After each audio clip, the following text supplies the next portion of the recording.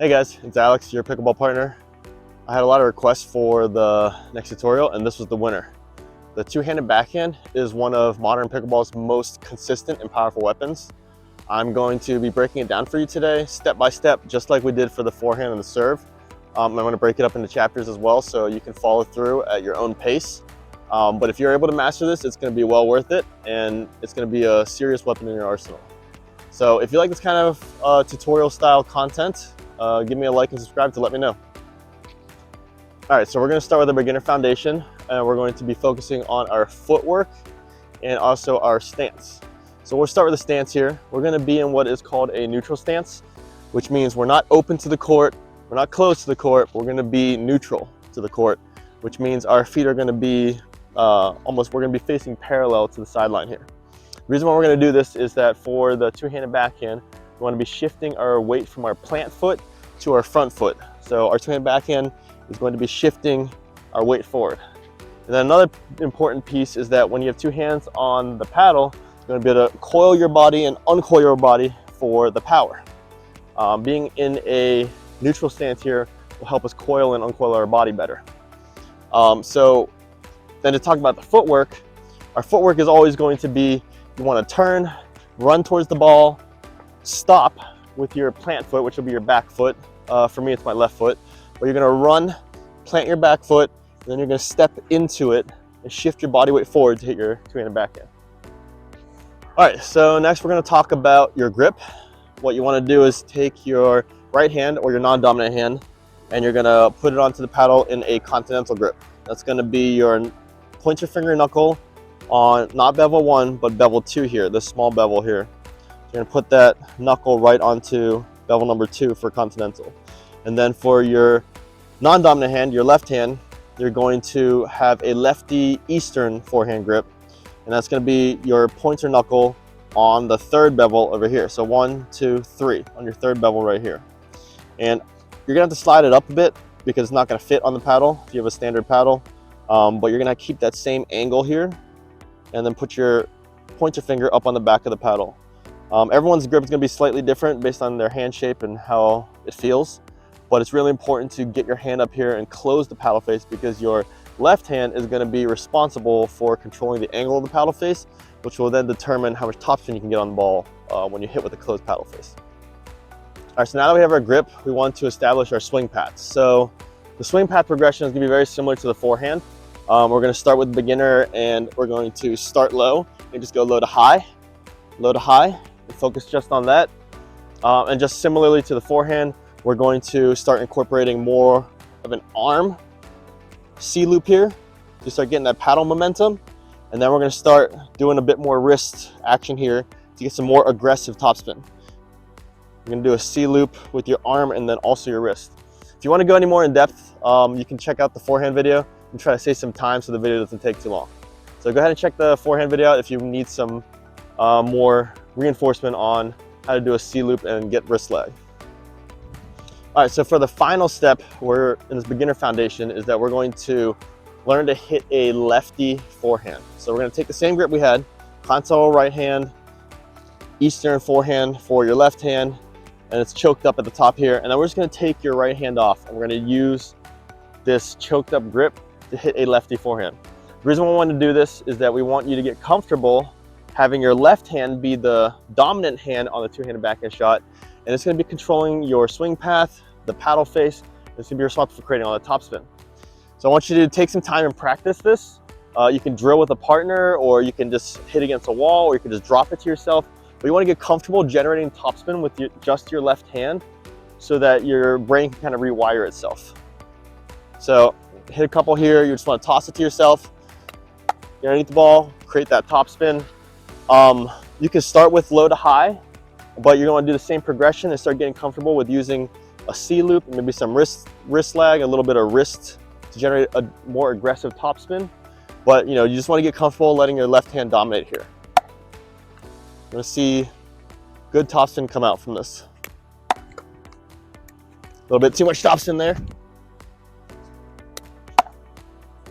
You'll see that there's a lot of topspin on the ball and it's arcing back down. Oh, before I forget, the reason why you want to practice lefty forehand is that if you're used to hitting a one-handed backhand like I was, because I came from tennis and I had a one-handed backhand in tennis, you're used to a certain amount of reach where you can extend. And you know, when you turn your body like this and you reach out like this, you have much more reach. If you put two hands on it, you cannot reach nearly as far. So by practicing a lefty forehand, you can get more comfortable and more used to judging the ball with just your left hand here. And then another important tip is to keep your right hand in the area. You don't want to start you know, pulling your right hand this way and start reaching out like this and getting some extended reach here. That wouldn't be possible if you had two hands on the paddle, right? So just keep that in mind. It's really important to retrain your brain to think, hey, my left hand is going to be the dominant hand in this two-handed backhand. That way you're able to still generate a ton of topspin. When we start adding your non-dominant hand back on the paddle, we start adding a bunch more power. All right, so now that you're comfortable with the beginner level, we want to level this up and we're going to move to the intermediate level now. So for the intermediate level, what we're going to do is we're going to continue with lefty forehand, but we're going to make a conscious effort to drop our wrist and create some wrist lag, while also doing the C loop with our arm to create even more topspin. So we want to get comfortable hitting a lot of topspin there. We want the ball to curve and arc. All right, you want to be able to do this lefty. So again, make sure your paddle face is closed. You want to take a nice arm loop here while also dropping your wrist and creating that wrist lag here. You're going to create that wrist motion and brush up the backside of the ball when you make contact to create that aggressive topspin. So it's really important to practice this and get comfortable with this. That way when you add your other dominant or non-dominant hand, or sorry, your dominant hand back to the paddle, your dominant hand doesn't just start taking over and screwing it up. But after you hit a few of those, a couple more balls here. After you hit a few of those and you're comfortable with that, we're gonna add our dominant hand back on, all right? And we wanna do the same thing. So go ahead and put your dominant hand in continental, and when you toss the ball up, you're gonna grab and put your Eastern grip back on your left hand. We're gonna do it with both now. Now it's gonna be a lot more power. You wanna keep it in mind to not let your dominant hand start taking over. It's very natural for people to start letting their dominant hand take over. It's very difficult to stop your brain from doing that. You wanna make sure you don't let your dominant arm start taking over. Keep in mind that your left hand is the one responsible for all the shape and the topspin.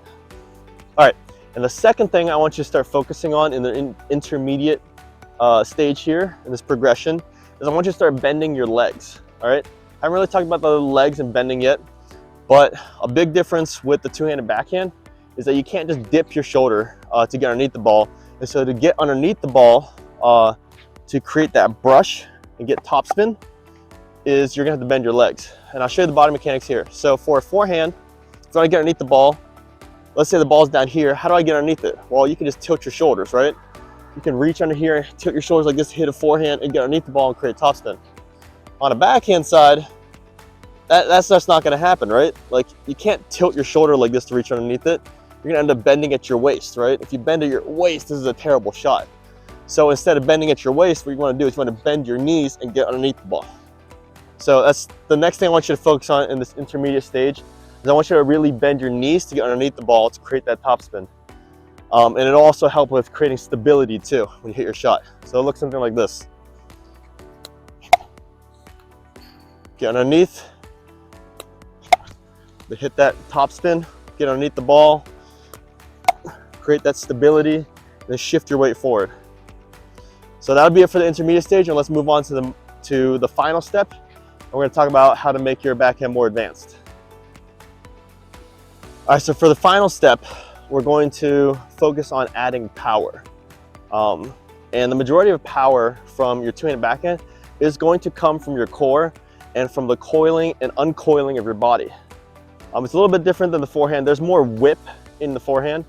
And I'm calling it coiling because the two-handed backhand is less violent than the forehand. You're not corking your body and then exploding. You're going to be coiling your body and then uncoiling your body to create that power. All right, so the foundation to being able to coil your body and have a great two-handed backhand is going to be preparation. So it's going to get a little bit mental here. We want to talk about the mental game here. But generally, you're going to be sitting there and you're going to be waiting for your opponent to hit the ball. You're probably going to be sitting in your Eastern forehand grip, or whatever your grip is comfortable with. when you're at the nets, or maybe when you're sitting back and waiting for the ball to come, your other hand is going to be near the paddle, maybe even sitting in your Eastern backhand grip. That's what I generally do. I have an Eastern forehand grip here, and then I have an Eastern backhand grip here. I kind of sit here and I wait for the ball. Now, as soon as you see your opponent hit a ball and you diagnose, hey, it's going to be a backhand, you need to think, is this going to be a two-handed backhand? And if it is, what you're going to do is you're going to split step right before they hit the ball. You're going to let your right hand slide into continental because you know it's going to be a backhand. And at the very same time, you're going to start coiling your body and turning as you start judging where the ball is going to be. This is all part of the preparation. And by having good preparation here, you're going to give yourself more time to then run to the ball, bend your knees, get underneath the ball, and get behind the ball so that you can attack the ball. If you don't have good preparation and you're kind of just hanging out here and the ball comes, you're like, oh shit, it's a two-handed backhand. You come over here and you're running and you're trying to coil your body all at the same time. It's gonna be very messy. But we want to get into what is called a power position. So I'll show you from this side. Is you're gonna be sitting here, gonna wait. As soon as you diagnose it's a backhand, you're gonna shift your grip. First thing is you're gonna shift your grip, you're gonna coil your body, and then you're gonna run. So the pickleball court is smaller than tennis. We're gonna take a few steps to run. You're gonna plant your left foot here, your back foot, line up the ball, and you're gonna use your right shoulder here as you coil, and you're gonna wait for the ball, and then you're going to get behind it, and you're gonna step into it and make contact with your arms extended. You're gonna swing through and uncoil your body. That's probably the most important thing if you wanna get power on a backhand drive, is that you need to prepare your body for it, sit in your power position, line up the ball, and then you're gonna rip it. So move the camera back. We're gonna hit some drives now. Just remember to not forget your beginner intermediate steps of letting your left hand be dominant and creating the spin, and then also shifting the weight from your back foot to your front foot when you hit this shot, making sure you get low to get underneath the ball. So it looks something like this.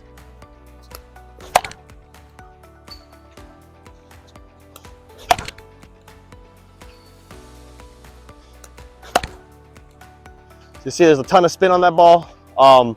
That's really aggressive spin, and as you get more comfortable and depending on the height of the ball when the opponent hits it to you, you'll be able to hit some even more aggressive drives. And then once your core gets fluid in that, you'll be able to direct the ball and finish towards the direction you want it to go. You hit down the line or cross court, but it'll be a really, really powerful weapon. So this is gonna take a while to master, but this modern two-handed topspin backhand in pickleball is one of the most potent weapons you can have. It'll help you, attack the ball if someone tries to float it to your backhand, so you don't have to hit like some crazy run around forehands or anything like that.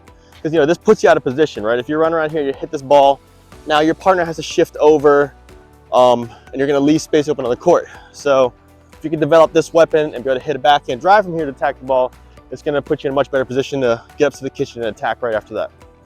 Another important thing that I think is probably the most potent part of this is that the two-handed backhand dink looks almost identical to the speed up.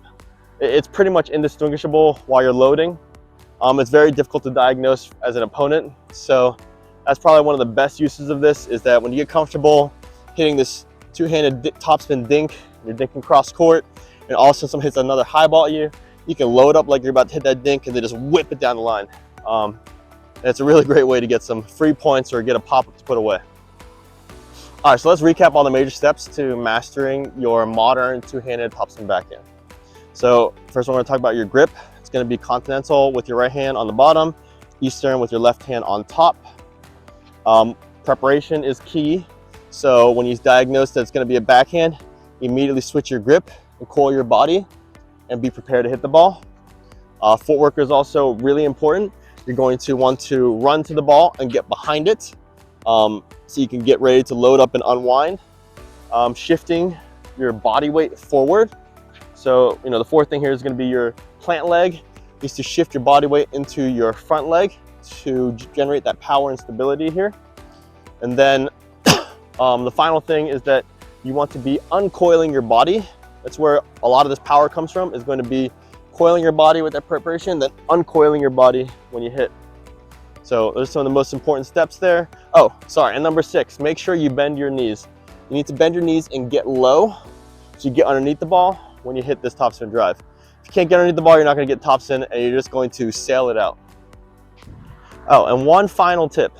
So keep in mind that if you're going to try to use this two-handed backhand for a topspin dink, that your swing path and everything, the backswing size and stuff like that, and your follow through are all going to be abbreviated, right? So you're going to need to remove some of that power. So it's going to be less core, less follow through. It's going to be a more abbreviated swing to hit a two-handed dink or even a drop. So you don't want to take a huge backswing. You want to kind of abbreviate like this to hit that drop, a nice topspin drop. All right, that's it for the modern two-handed topspin backhand. If you like the video, go ahead and hit that like button. And if you could please subscribe, that would help me out greatly. And I've been having a lot of fun making these videos, and I've gotten a lot of great feedback for these tutorials. So if you go ahead and leave a comment on what shot you want to see next, that'll help me prioritize what video to make next. I really appreciate you guys' support, and I hope you guys learned something. And you can join me next time as I continue to try to improve and get to 5.0 plus Cooper rating. Thanks, guys.